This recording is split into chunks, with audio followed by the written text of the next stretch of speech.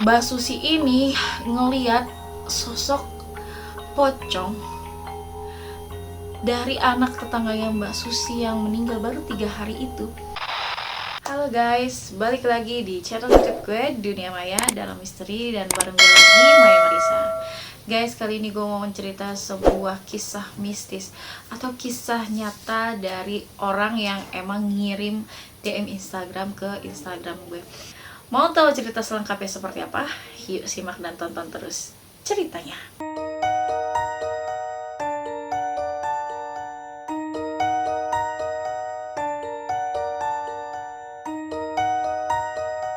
Jadi, Mbak Susi ini tinggal di daerah Jawa Tengah. Untuk tepatnya di mana, beliau nggak ngasih tahu karena memang suatu privacy dia bilang. Jadi dia nggak ngasih tahu ceritanya, cuman dia bilang ini daerahnya tuh daerah Jawa Tengah dan tepatnya itu di rumah kakek dan neneknya Mbak Susi sendiri. Yang dimana pada saat itu Mbak Susi bercerita kalau dia ini nggak tahu guys, kalau di kampung neneknya itu ada teror polling alias pocong keliling. Jadi bukan cuman hansip aja yang keliling ya guys, tapi ini adalah polling pocong keliling. Dan yang lebih mengejutkannya lagi, polling ini alias pocong keliling ini itu rumahnya dempet-dempetan sama rumahnya kakek dan neneknya Mbak Susi sendiri guys. Gue aja ya guys, pas Mbak Susi cerita singkat ya guys, gue langsung kayak kepikiran dan terus gue langsung kayak ngebayangin gimana kalau di posisi Mbak Susi yang emang dia notabene tuh nggak tahu kalau dia tuh di kampung nenek kakeknya ini tuh ada teror pocong keliling. Jadi ya kayak zong aja gitu, tiba-tiba pulang kampung, tapi di kampung itu tuh lagi ada kejadian yang sangat menyeramkan. Bahkan menurut gue tuh kayak apa ya, nggak nyaman ya kayaknya ya. Dan awal mula ceritanya tuh pas Mbak Susi pulang ke kampung nenek dan kakeknya Mbak Susi itu, dia berangkat kan dari rumahnya tuh subuh guys, sampai rumah kakek dan neneknya itu sore menjelang maghrib. Yang dimana rumah kakek dan neneknya Mbak Susi ini itu ada kayak di tengah-tengah perhutanan gitu loh guys. Kayak kalau kayak kita tuh yang di pedalaman daerah-daerah Bogor gitu. Dan katanya sih masih susah sinyal di daerah situ.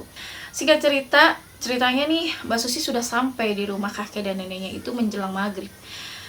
Dan Mbak Susi tuh kayak pas datang tuh masuk ke dalam rumahnya tuh, rumah kakek neneknya itu kosong.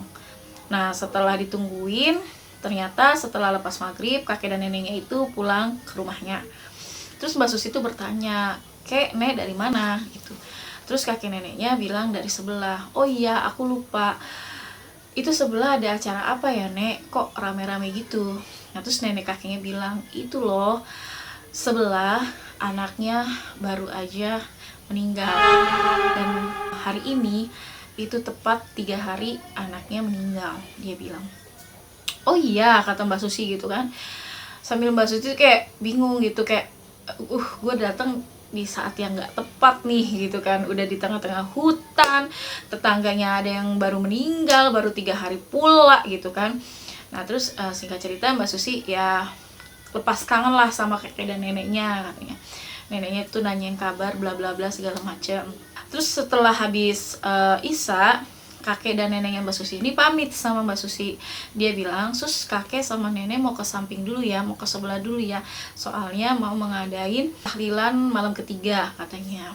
Jadi kakek dan neneknya Mbak Susi ini kayak bawa-bawa kue-kue gitu loh guys. Kayak mungkin bikin ya gitu, kayak semacam risol, terus lontong, gorengan gitu. Kayak nenek dan kakeknya ini kayaknya bikin sendiri gitu. Nah singkat cerita, Mbak Susi mengiyakan kakek dan neneknya ini untuk pergi ke rumah sebelahnya. Dan rumah kakek dan neneknya Mbak Susi ini masih terbilang agak dusun banget guys.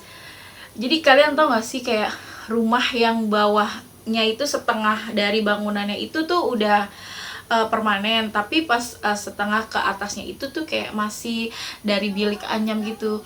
Jadi kayak Mbak Susi tuh ngerasa memang kalau di rumah kakek dan neneknya itu dia ngerasa back to nature, artinya tuh kayak kembali lagi dia tuh ke alam gitu. Karena di rumah kakek dan neneknya itu bener-bener suasananya adem, tentrem. Kata dia tuh kayak kesetresan yang ada di Jakarta selama Mbak Susi tinggal dan ngekos di Jakarta itu, pas balik ke rumah kakek dan neneknya itu sedikit melepas penat, ibarat katanya nge-refresh otak katanya Mbak Susi gitu. Nah setelah itu kakek dan neneknya Mbak Susi ini akhirnya pergilah ke rumah sebelahnya itu. Dan di situ Mbak Susi terus terang aja nggak ngerasa sama sekali merinding atau apa atau gimana gitu. Terus Mbak Susi juga lupa menanyakan nih bahwa anak dari tetangga itu meninggalnya karena apa. Karena mungkin dari perjalanan sampai ke tempat rumah kakek dan neneknya cukup memakan waktu, dan mungkin Mbak Susi capek di kereta atau gimana gitu ya. Nah singkat cerita Mbak Susi ini lagi scroll TikTok nih di kamarnya. Jadi di rumah kakek neneknya Mbak Susi ini memang Mbak Susi tuh punya kamar sendiri gitu. Lagi scroll TikTok, tiba-tiba tuh kayak ada yang buka pintu kamarnya Mbak Susi. Jadi kayak kedorong gitu, ngek gitu, kayak kedorong. Terus kan Mbak Susi langsung kayak nengok gini. Nah itu nggak ada apa-apa gitu. Sampai pas udah scroll TikTok lagi nih, tiba-tiba tuh kayak, jadi kan kayak kita nih main handphone nih guys ya.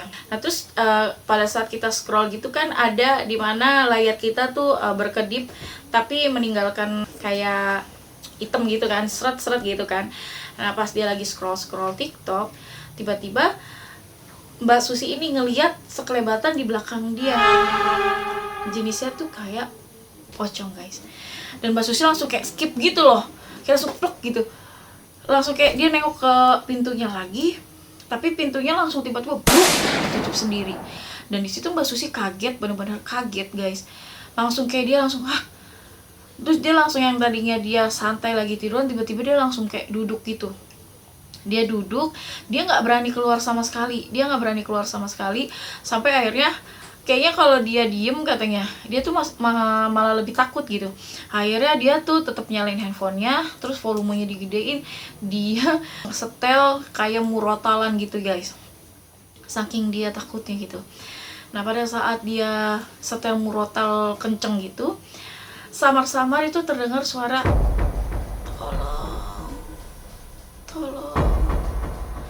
Terus kalau murotalnya dikecilin nggak ada suara itu. Tapi kalau suara murotalnya digedein lagi, sesamar-samar itu ada suara orang minta tolong, kata Mbak Susi. Samar-samar terdengar gitu. Sampai dia tuh bener-bener, gila sih, gue kayak pulang kampung di saat yang tidak tepat gitu. Sampai jam menunjukkan pukul jam 9:30 malam, yang dimana kakek dan neneknya Mbak Susi ini akhirnya pulang ke rumah. Dan di situ Mbak Susi katanya bisa bernafas lagi, terus jantungnya mulai normal lagi, yang tadinya duk itu mulai normal lagi, mulai kalem lagi. Kata dia tuh kayak ada kehidupan lagi lah setelah kakek dan neneknya ini pulang gitu. Nah kakek dan neneknya ini pulang kan bawa berkat, bawa makanan gitu. Terus Mbak Susi makan. Terus akhirnya ya Mbak Susi pas lagi makan gitu sambil bercerita, sambil nanya-nanya, "Kek, Nek, emang itu anaknya tetangga kita sebelah itu meninggalnya karena apa? Sakit?" kata Mbak Susi gitu. Kakek dan neneknya lihat-lihatan aja gitu, kayak mengisyaratkan sesuatu yang memang cerita nggak ya, ngomong nggak ya gitu. Terus Mbak Susi langsung kayak, kok dia langsung kayak gitu sih gitu, kok aneh gitu. Terus Mbak Susi langsung diam, nggak ngomong apa, cuman bilang, "Oh sakit mungkin ya" gitu. Tapi akhirnya neneknya bilang kalau si tetangganya ini, anaknya itu meninggal karena bundir guys. Pas Mbak Susi diceritain kayak gitu, dia langsung kayak merinding sejadi-jadinya sampai ke ubun-ubun, kata dia tuh merindingnya tuh sampai benar-benar ke otak, kata dia bilang gitu. Ya udah, terus kata Mbak Susi, udah deh Neng, gak usah dicerita lanjutin lagi deh, udah malam gitu kan, aku habis makan mau tidur gitu.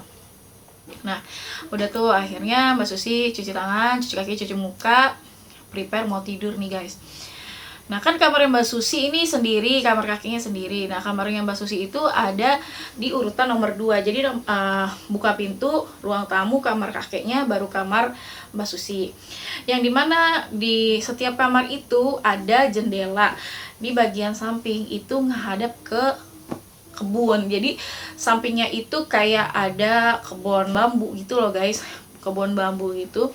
Nah di situ tuh ada peternakannya si kakeknya Mbak Susi, kayak dia ternak ayam, bebek gitu. Pas Mbak Susi masuk kamar, dia tuh inget banget kalau dia tuh nutup jendela kamar itu.